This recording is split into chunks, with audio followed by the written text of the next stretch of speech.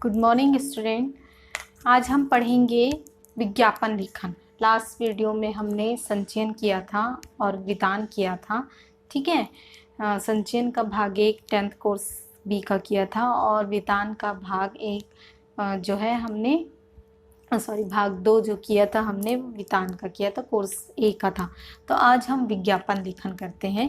विज्ञापन लेखन जैसे नाम से ही आपको पता चलता है, विज्ञापन यानी एडवर्टाइजमेंट, ठीक है। तो विज्ञापन से तात्पर्य किसी व्यक्ति, वस्तु अथवा उत्पाद, विचार आदि के विषय में लोगों को सूचित करना, अर्थात जितना हो सके अपने उत्पाद की, अपनी बिक्री की बारे में लोगों को बताना। यानी कोई प्रोडक्ट है, उसे लॉन्च किया गया है तो ज़्यादा से ज़्यादा लोगों तक उसे ऐड के थ्रू हम पहुंचा सकते हैं, यही होता है विज्ञापन।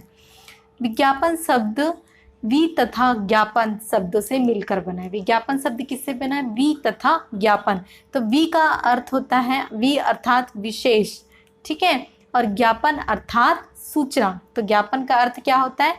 सूचना। तो दोनों को मिलाकर क्या कहा जाएगा? विशेष सूचना। विज्ञापन का अर्थ क्या होता है? विशेष सूचना। तो विज्ञापन का मूल उद्देश्य क्या है? कि कोई भी वस्तु हो, अच्छा ठीक है, किसी भी प्रकार का विज्ञापन हो, किसी भी प्रकार का ऐड हो, अगर कोई प्रोडक्ट मार्केट में आता है तो हम उसे क्या करते हैं? अधिक से अधिक लोगों तक उस प्रोडक्ट को कैसे पहुंचाएं? तो इसके लिए हम क्या करते हैं? विज्ञापन देते हैं। कई बार पेपर्स में देते हैं, कई बार टीवी, रेडियो, ये सब में हम ऐड देते हैं। कई बार बड़े बड़े बैनर, पोस्टर के माध्यम से हम ये ऐड देते हैं। तो ये सारी चीज़ें देख के लोग क्या होते हैं? अट्रैक्ट होते हैं और अट्रैक्ट होने के साथ ही वे क्या करते हैं? उस प्रोडक्ट को लेने के लिए आपस में चर्चा करते हैं। हर जगह देखो तो उस चीज़ के बारे में जानकारी प्राप्त करते हैं और फिर जाके वो मार्केट में उसे लेते हैं। तो विज्ञापन यानी किसी भी प्रोडक्ट को ज़्यादा से ज़्यादा लोगों तक पहुंचाने के लिए क्या है? विज्ञापन ही बहुत मुख्य सूत्रधार कहा जा सकता है। कि बिना, देखिएगा कई बार ऐसा होता है कि कोई प्रोडक्ट अच्छा नहीं होता है, ठीक है। आप एग्जांपल ले सकते हैं, कई बार आप मार्केट जाते हैं तो कई बार ऐसे कुछ सामान खरीदते हैं तो उसमें आपने देखा होगा कि ये सामान अच्छा नहीं है। आपको कब पता चला? आपने उस प्रोडक्ट के बारे में हर जगह चारों तरफ आपने उस प्रोडक्ट के बारे में बातें सुनी कि हाँ ये प्रोडक्ट अच्छा है, उसका एडवर्टाइजमेंट देखा तो आपको एक बार लगा कि क्यों ना मैं भी इस प्रोडक्ट को खरीदूं। जब आपने उस प्रोडक्ट को खरीदा तो आपको पता चला कि वो प्रोडक्ट क्या है? उतना पावरफुल नहीं है जितना उसका एड पावरफुल है ना। तो आपको एहसास हो गया कि ये प्रोडक्ट अच्छा नहीं है, मैंने फालतू में खरीदा। लेकिन आप उस प्रोडक्ट को खरीदने क्यों गए थे? आप उस प्रोडक्ट के ऐड को देखे थे। आपने ये देखा कि वह लोगों तक, कितने सारे लोगों तक उस प्रोडक्ट के बारे में जानकारी मिल गई, कितने लोगों को उस प्रोडक्ट के बारे में पता चल गया, ये सोच के आप उस प्रोडक्ट को लेने गए थे। तो यहाँ पे यही चीज़ है ना कि कोई भी वस्तु सही है या गलत है, अच्छी है या खराब है, आपको तब पता चलेगा जब आप उस वस्तु को खरीदेंगे। परंतु अगर आप विज्ञापन के थ्रू किसी वस्तु को खरीदने जाते हैं, आप देखेंगे बड़े बड़े पोस्टर लगे हैं कहीं पर, तो आप झट से उस वस्तु को खरीद लिए। तो कई बार ऐसा होता है कि वह विज्ञापन जो दिया है उसके आधार पर आप गए तो कई बार अच्छा प्रोडक्ट आपको नहीं मिलता, और कई बार ऐसा होता है कि आप विज्ञापन के थ्रू गए और आपको अच्छा प्रोडक्ट भी मिल गया। तो यहाँ पे बात ये है कि विज्ञापन अच्छी से अच्छी वस्तु को और उच्चता प्रदान करता है, और विज्ञापन थोड़ी कम मूल्य की वस्तु को भी विज्ञापन के थ्रू हम अच्छा मतलब क्या कर सकते हैं? बिजनेस कर सकते हैं। अब हम सेकेंड आते हैं विज्ञापन के प्रकार। तो विज्ञापन 2 प्रकार के होते हैं। पहला है वर्गीकृत विज्ञापन और दूसरा है प्रदर्शित विज्ञापन। तो वर्गीकृत विज्ञापन के अंतर्गत आता है, जैसे कोई वस्तु किसी को मिली है, खोया पाया यहाँ लिखा गया है, तो खोया किसी की कोई वस्तु खो गई है तो उसका ऐड देते हैं कि हमारी ये वस्तु खो गई है, जिस किसी को ये बैग मिले या ये सामान मिले तो आप इस एड्रेस पर पहुंचाइए, ऐसा होता है। पाया, अगर किसी को कोई वस्तु मिल गई है तो हमने ये वस्तु इस स्थान पर पाया था, जिस किसी को भी लेना है इस नंबर पर कांटेक्ट कर सकते हैं, ऐसे दिया जाता है।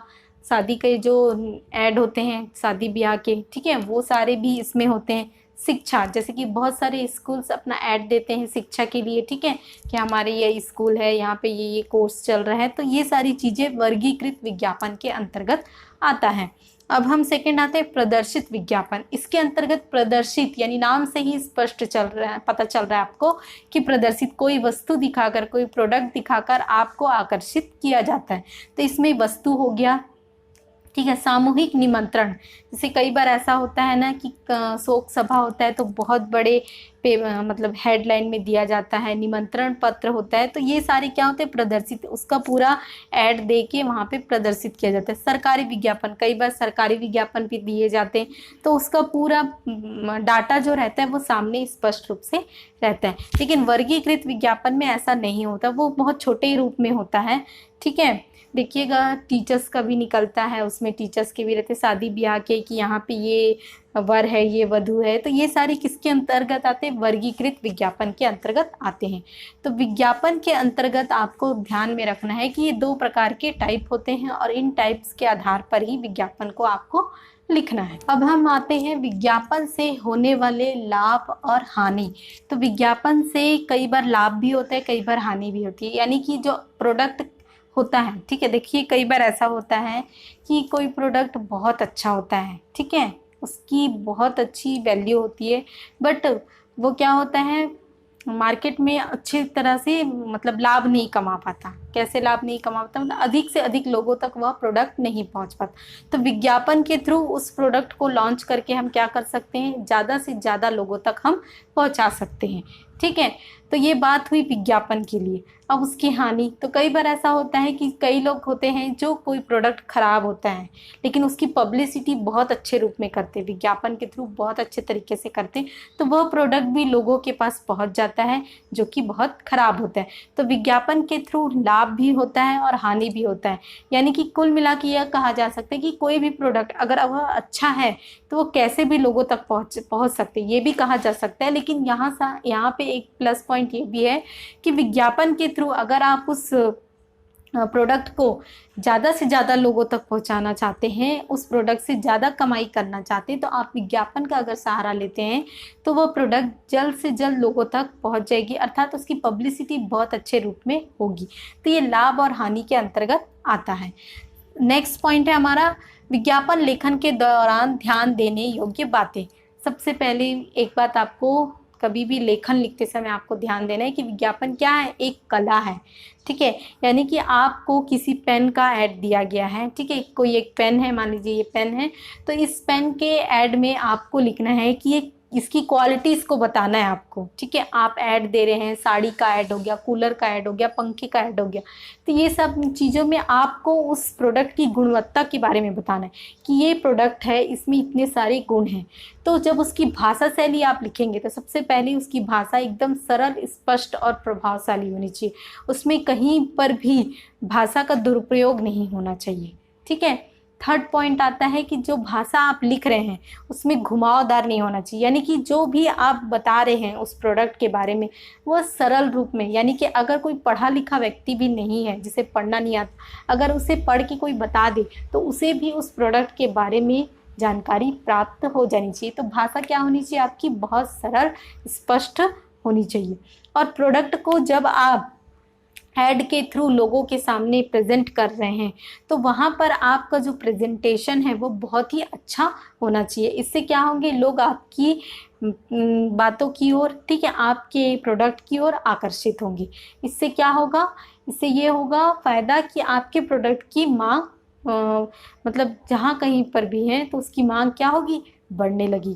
तो इस प्रकार विज्ञापन लेखन में आपको इन सारी बातों को ध्यान में रखना है।